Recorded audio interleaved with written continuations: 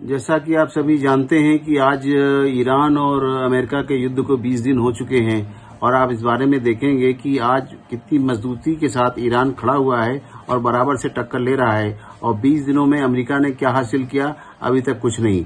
उन्होंने सिर्फ उनके ऊपर बम्बार्डिंग की है, अपने बीटी को बम लगा दिए, उन्होंने अपनी पूरी शक्ति लगा दी। और जबकि उनका जो शिप है, वारशिप, वो भी पीछे हटने लगा है और उनके कुछ जवान भी मारे गए और आप देखेंगे कि बहुत से जवान घायल भी हुए हैं। इस समय जो इजराइल की स्थिति है वो सोचने वाली है, दयनीय बनी हुई है। और इस समय जब उन्होंने चाहा कि ये जो हर्मुज स्टेट है उसमें उनका साथ दिया जाए, जो देश साथ देना चाहते थे उनके नाटो, जो पहले उनको कमिट किया था और वो फिर पीछे वापस हट गए और उन्होंने किसी ने भी साथ देने को नाटो देशों ने तैयारी नहीं की या उनके साथ जाएंगे, बल्कि यही कहा कि ये जो जंग है वो अमेरिका वो बिला वजह की जंग लड़ रहा है, उससे ईरान से कोई मतलब नहीं है। ईरान की जितनी क्षति हुई है उसमें ये कभी अभी तक नहीं साबित हो पाया है कि वहां पर कोई परमाणु की स्थिति हुई है कि एटॉमिक वहां पर कोई सी मिले हों, वहां पर कोई भी किसी तरह का कोई ऐसा एविडेंस नहीं मिला है। इस बात को जबकि आप देखेंगे कि ये जो रशिया है उसने भी यही कहा है कि वहां पर कोई ऐसा प्रोग्राम नहीं है, न्यूक्लियर प्रोग्राम, जिसकी वजह से उस पर हमला आप जारी रखें और इस लड़ाई को शांत होना चाहिए, बंद होना चाहिए, जिससे दोनों तरफ बहुत ही क्षति हुई है। आप देखेंगे ये तो एक इस तरह से देखा जाए तो ईरान में जो जंग परमाणु का कितना बड़ा खतरा बन सकता है, थर्ड वर्ल्ड वार की संभावना से इनकार नहीं किया जा सकता अगर इसी तरह से रहा।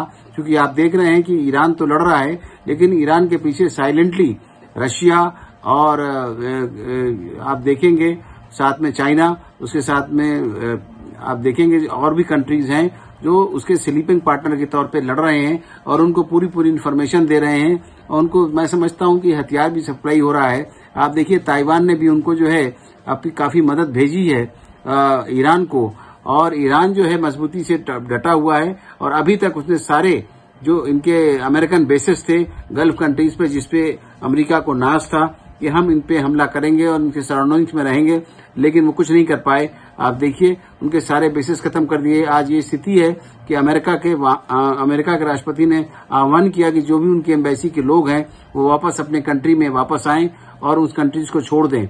ये है एम्बेसीज की हालत।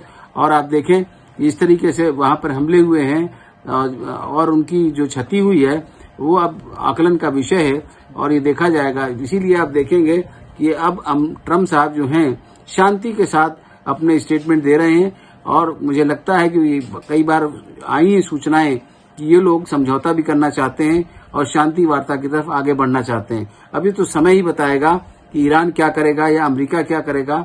ये तो उन लोगों की अपनी अपनी बातें हैं।